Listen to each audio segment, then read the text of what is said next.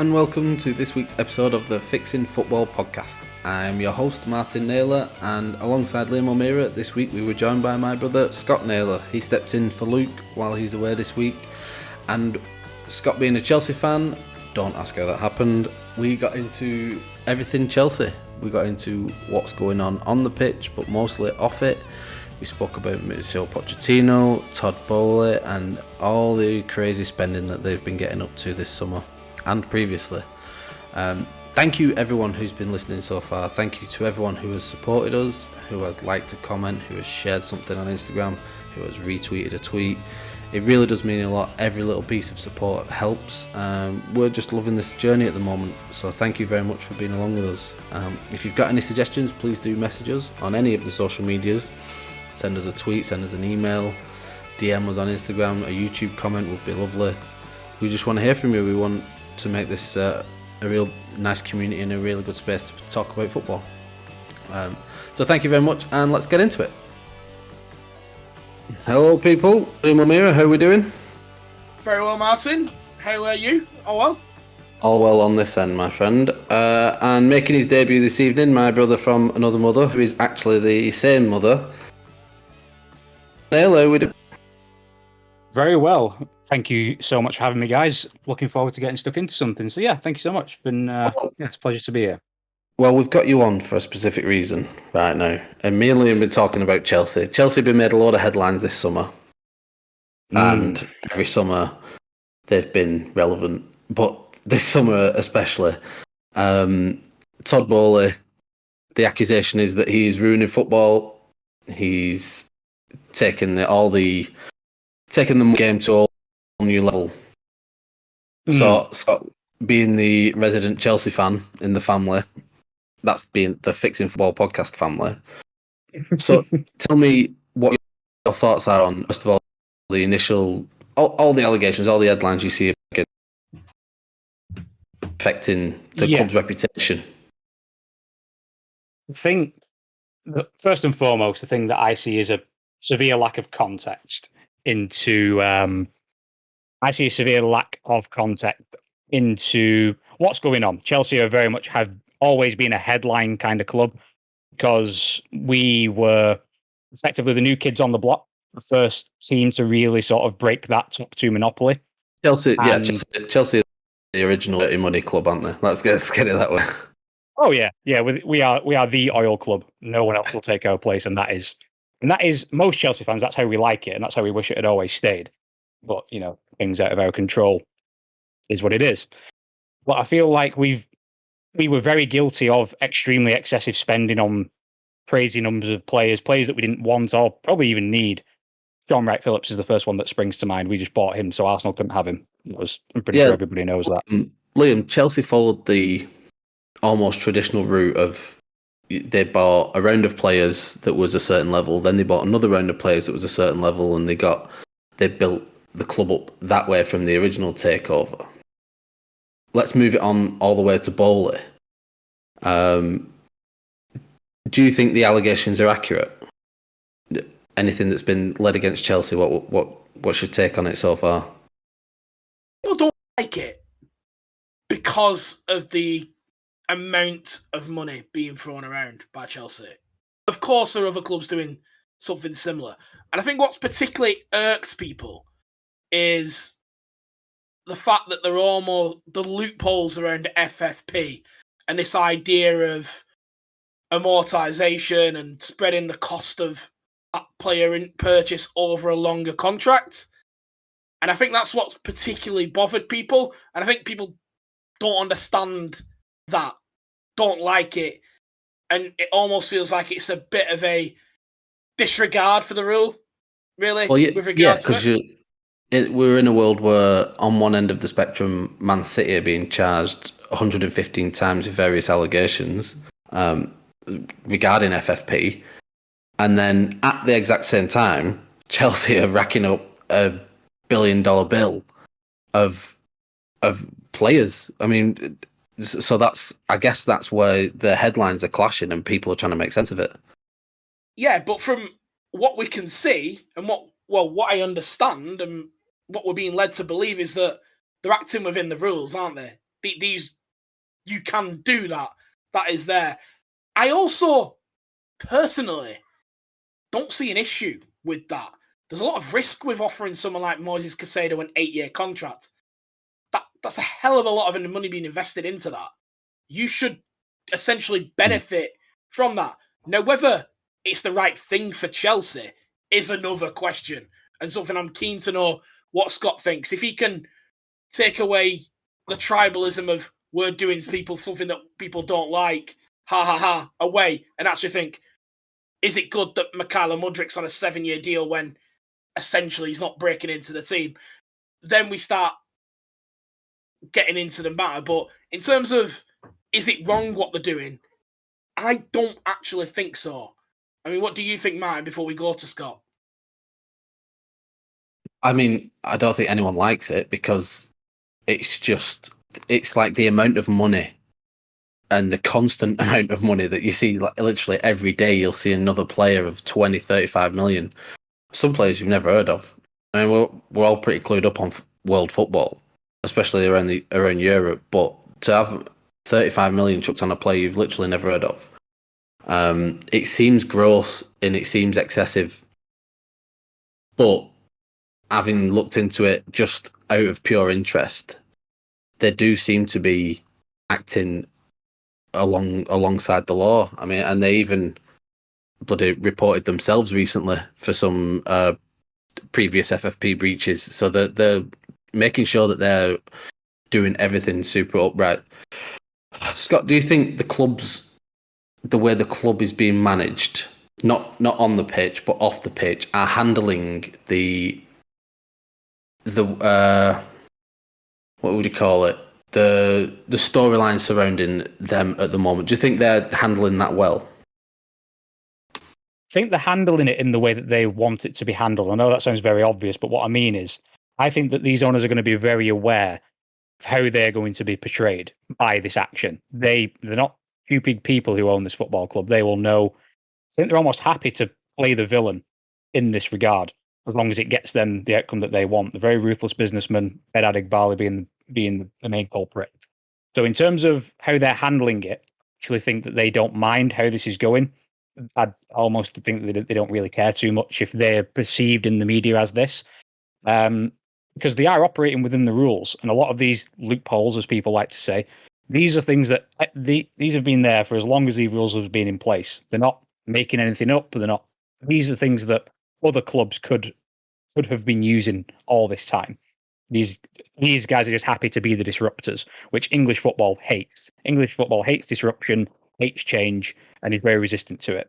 From my experience, I think Chelsea have always been that club who, like you said, we were the first dirty money club, which is fair, and we're now the first one. We're kind of regenerating that. This is kind of 2.0 or 3.0 Chelsea now, where we're getting another owner who doesn't care what anyone thinks, will go around the rules, do it the way that he wants. And like Liam pointed out, this is all well and good, Chelsea spending £1 billion in 3 windows and signing all these players.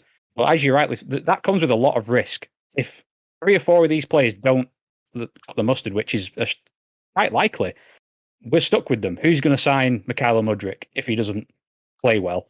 And he's on a like you said, a 7 or 8 year deal, £100,000 a week. Who's going to take it? So we're not taking Arsenal. A lot of front end risk here. Yeah, not Arsenal, and very few other people as well. So I feel like, although it is well and good, I think there's an element of mind your own business. If this is how we want to run and risk the club, we kind of have to live or die by this decision. And it could either go very, very well, and we've got a stacked team for years on end, or we've got a team full of pretenders who we can't get rid of.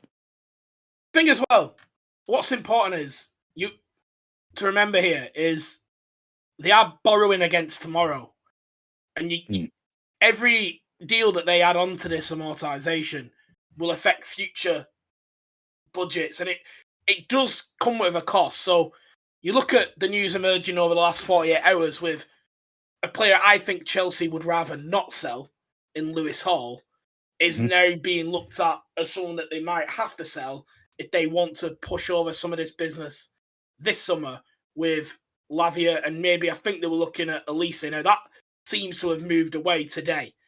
Yeah. However, abnormal day as a Chelsea fan. Yeah, but it gives an idea of potentially the cost that could be further down the line when they may have to sell players that they don't want to sell because they may need to maneuver in the market and don't have the wiggle room they maybe want to, like say Wolves have had this summer. That is a future that potentially could be on the horizon for Chelsea. So it's not without risk, which is why I don't have too much of an issue with it. What do you think, Martin? Does the way that Chelsea have gone about their spending, does that play into the hands of the argument of what Todd Bowley has sort of had to face since he's been at the club, which is the dumb American argument that he's come into the game without a clue about sport. He's clearly a very successful businessman, but doesn't know anything about running a football club.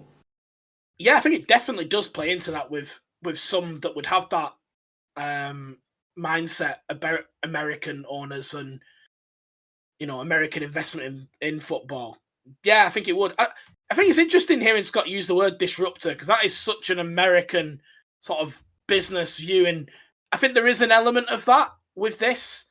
That's potentially how they see themselves in terms of doing things differently, exploiting opportunity that others aren't.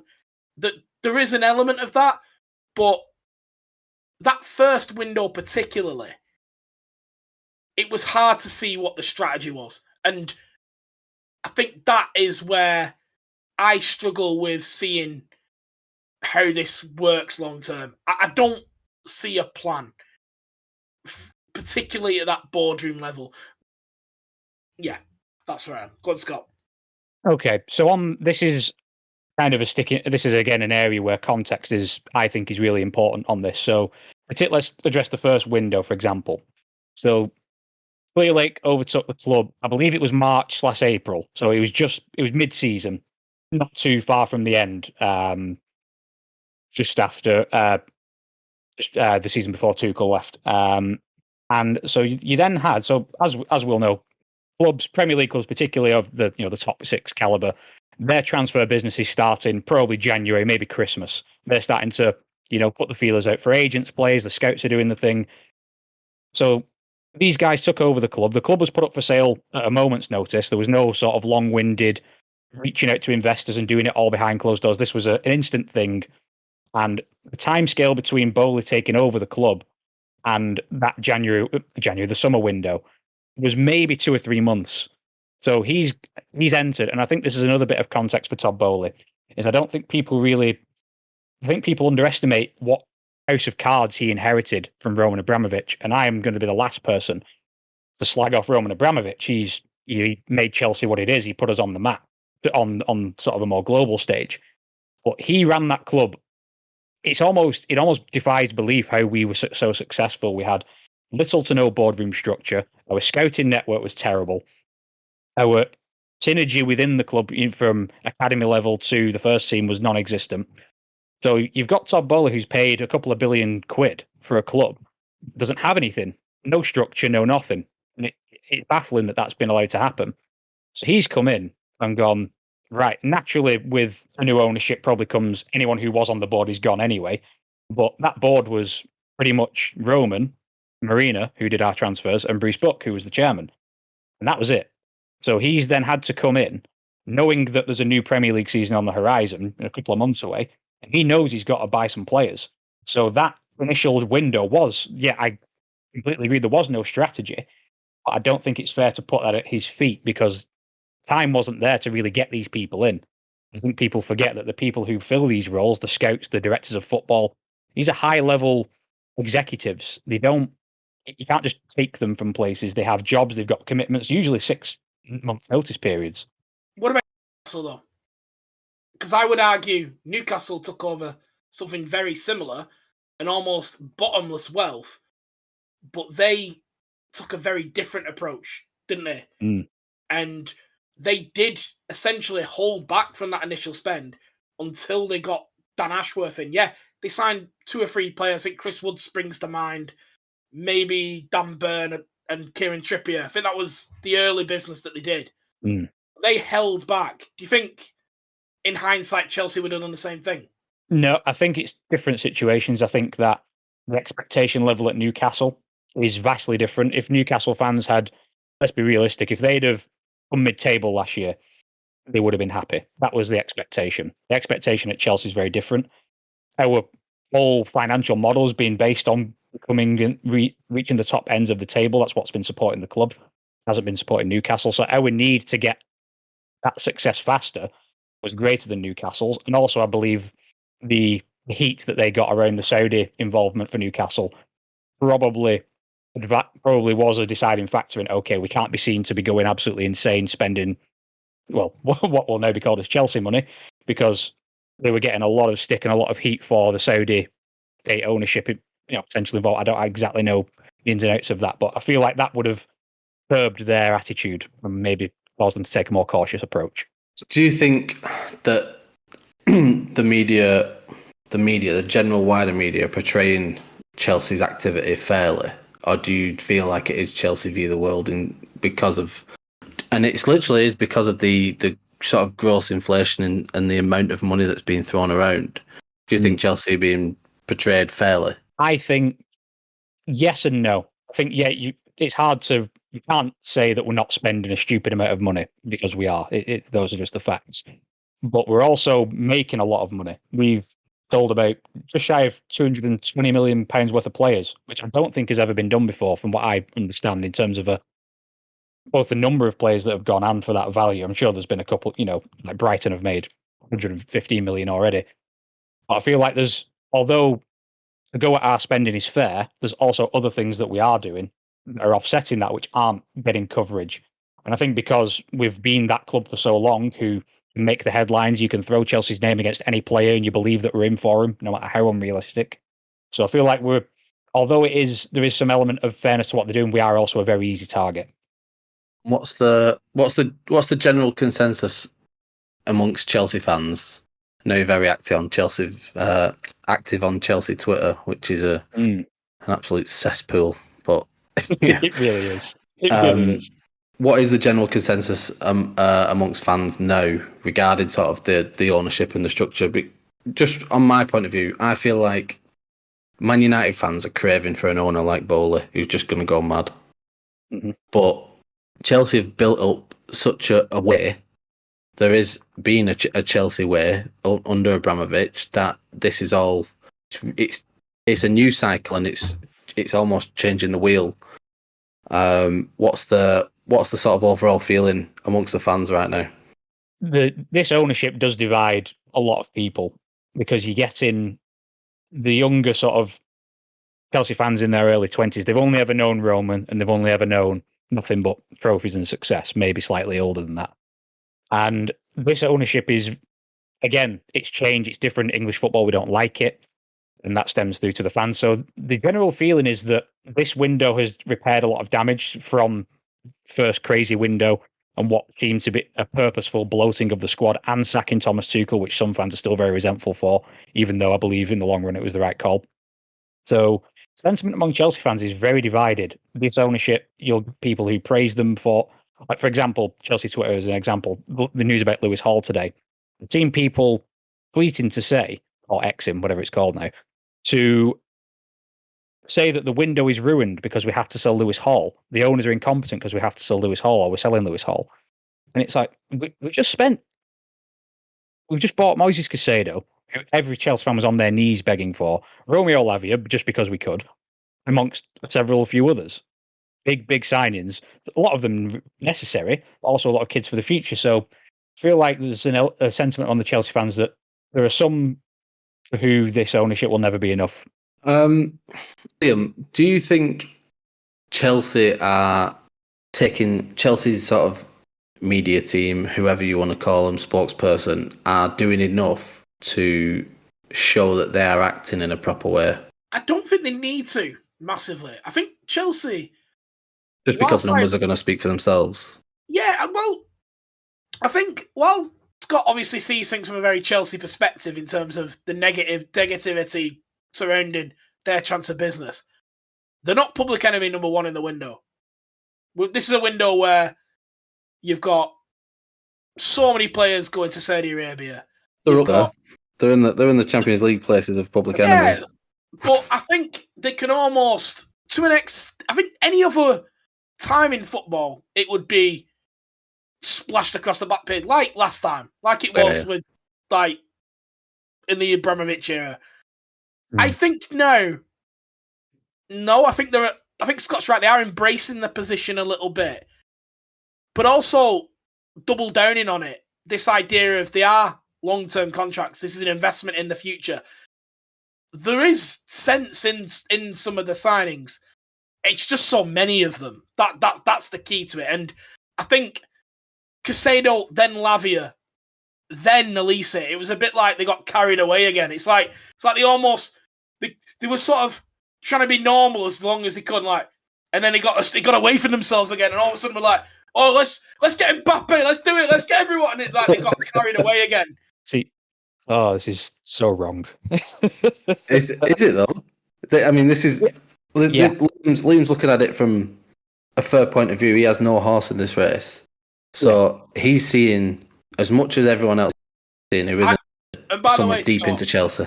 I've been accused of having a very pro-Chelsea bias in the past. That is an accusation that has been very much levelled at me. Wow. In terms of Premier League clubs. I have been accused of that a number of times. Wow. Listen, I'm learning things about you today. This is why it is good to have you on to dispel the myths that is to be what people believe as fact. Yeah. And the number of players, and it is a lot. I'm not going to sit here and say we haven't signed a lot of players, but I'm going to argue that we needed, barring a few of these kids who were sent into Strasbourg, and that's part of I believe a part of a completely separate project altogether. But this team has been awful for a long, long time. Awful for a very, very long time. So we've had the likes of, on paper, we may have had a good team. The likes of Havertz, Christian Pulisic, all these people who carry somewhat of a name, but haven't produced the goods for us. We haven't signed a proper centre midfielder since maybe 2019, maybe 2018 when Kovacic came in.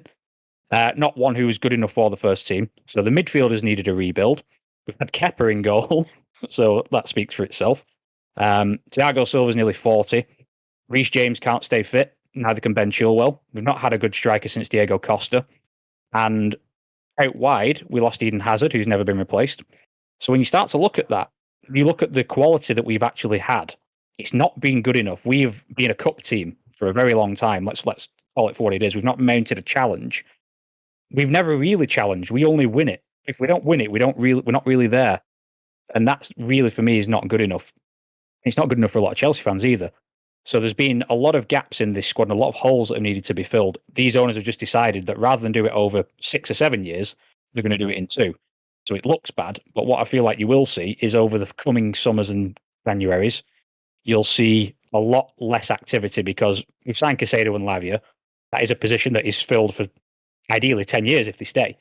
And similar on the wings, similar around the defence as well. Levi Colwill, Wesley Fofana, Badiashile, all young, early 20s players. We shouldn't need then to address a lot of these areas unless we have them on leave or a serious injury.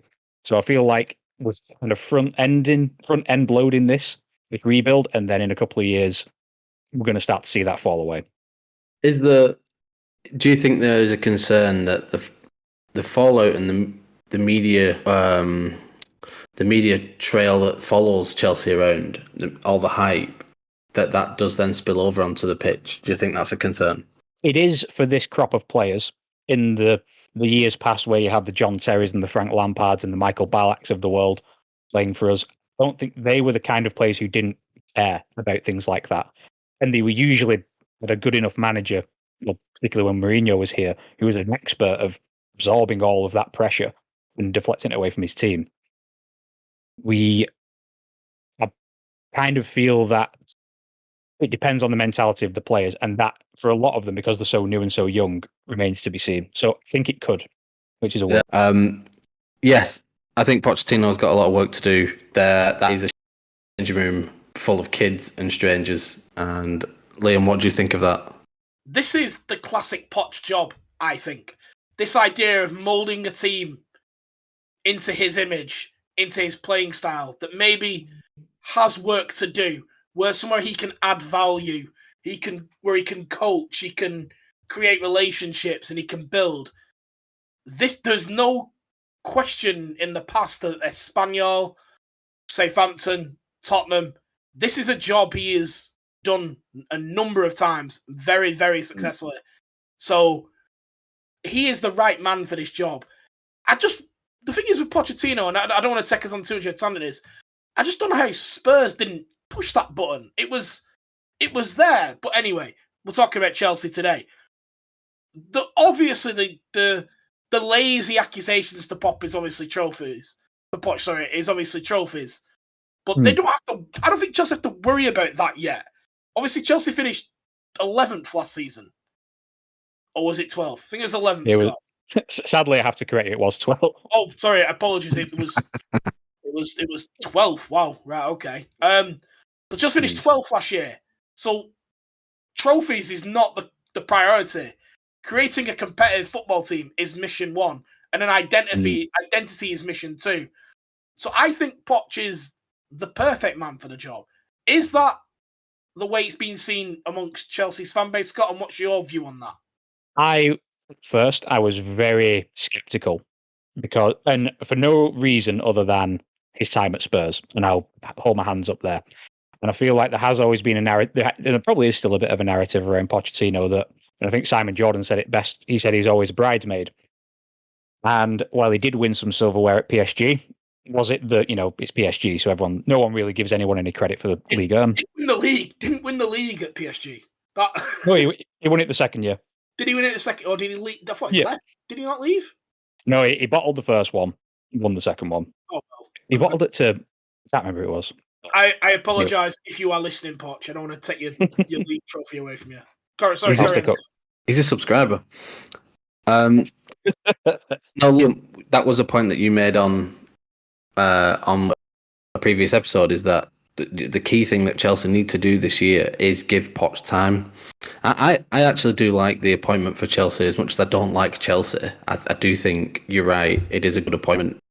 And hopefully he begins to have... I don't know at the moment how much of a say he is getting in the whole transfer, if he's in the transfer room at all. Do you have a director of football in place right now? Is that guy... You did get a guy from Brighton? We've got about three. Is it another one you got from Brighton?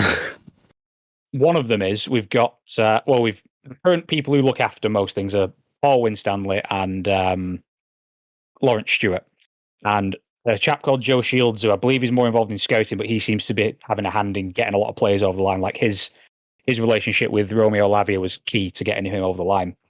There's. So that's the point, is that hopefully he does get that say. It was one thing that he was starved of at Tottenham, but does get his say and his time to mould that team in his eyes.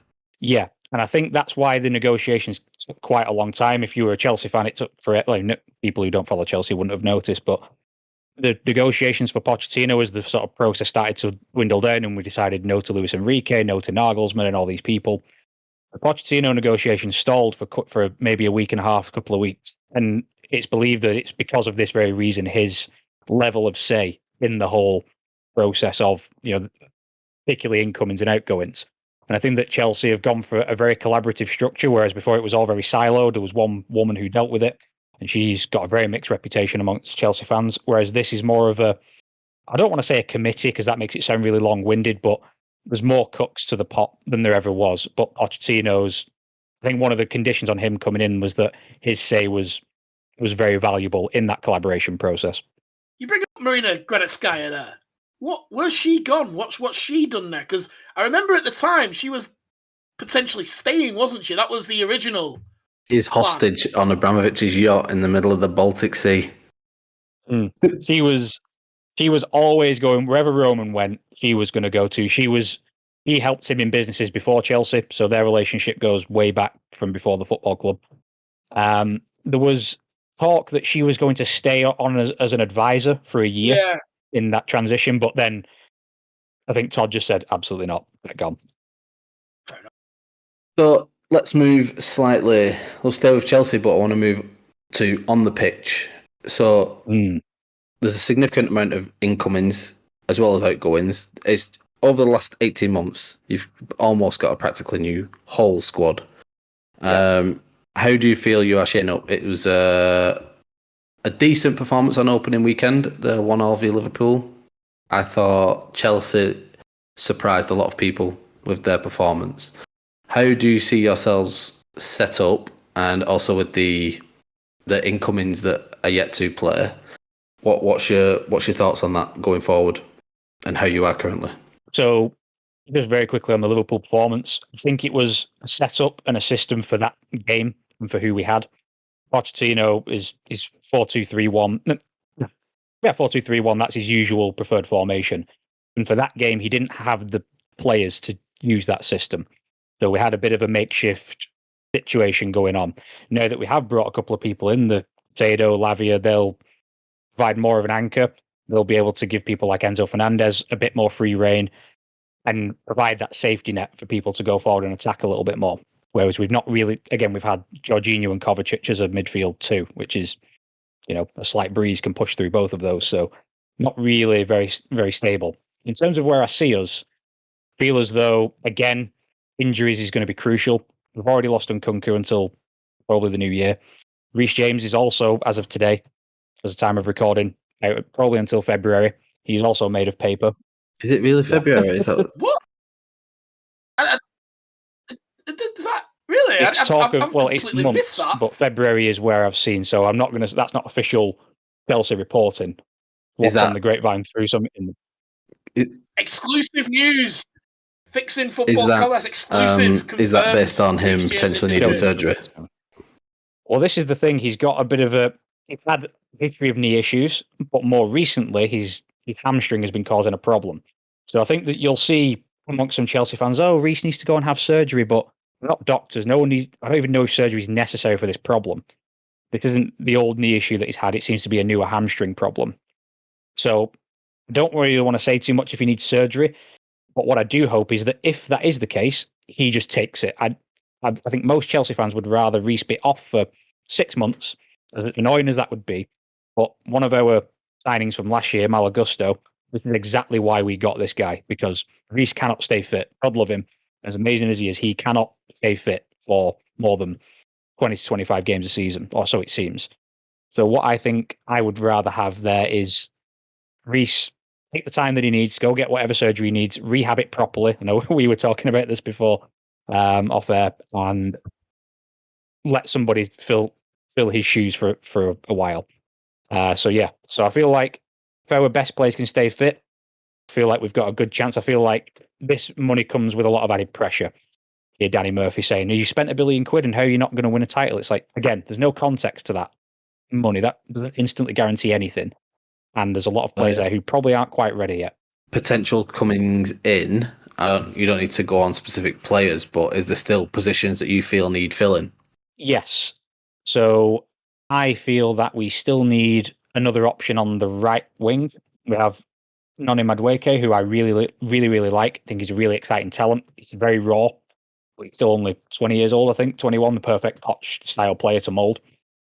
But our wing options are him and Mudryk and Sterling on the other side. So I feel like right wing is an area that we could do with some extra competition. And also in this 10 role, Nkunku was going to be that guy. He's not here till it's Christmas, so we always needed backup there anyway. And I've been saying this as long as I've been able to breathe. Chelsea need a striker. It's always been the case. I'm sick of saying it. Curse number 9. Them because we should retire that out of respect for absolutely nobody because they're all terrible. In fact, we could retire it in honour of Hasselbank because he was the last one to actually do anything in that shirt. So, we need a centre forward, but our history is very checkered. So, and I don't see a clear option out there. So, but still, there are still some gaps for me. Liam, what do you make of Chelsea currently on the pitch? It's very hard of me, as someone who doesn't watch them as closely as Scott has watched them, to make a conclusion after one game. Because there's some players there I don't really know, to be completely honest. They did look good in the Liverpool game in parts.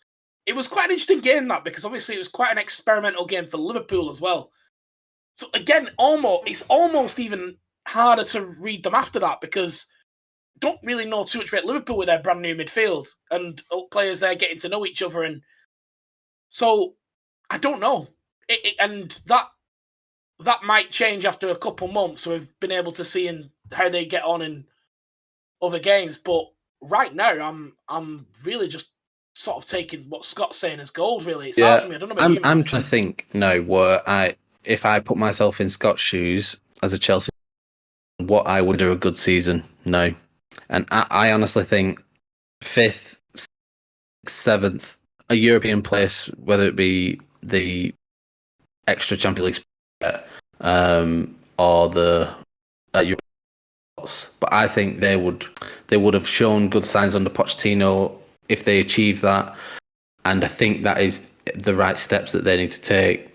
Because if something crazy happens and they end up second or something, they go on a tear, then God help us all if Bowley gets his hand on second spot and thinks that the title's within his grasp. I don't know if there's any hope for any of us.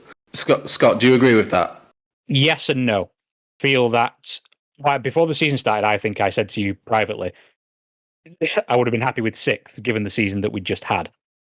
Europe, I'd much rather see. I would sacrifice a year of going crazy and pushing for the top for a year of progression under Pochettino, seeing the players that I want to see progress, the likes of Mudryk, the likes of Jackson, the likes of Enzo continue. Well, I feel like Enzo's already sort of above everybody in that team, but I want to see. So I'd rather see progress that builds us for future success than instant success right now. I think the problem we've got is because we've spent so much money, that expectation, it's almost impossible for it not to start to rise. And when you see the likes of the business that Liverpool aren't doing, as opposed to they are, the fact that Man City have lost a lot of key players, I'm not saying like City's not in the conversation really, but when I look at the teams around us, nobody's really moving as well as we are, I don't think. So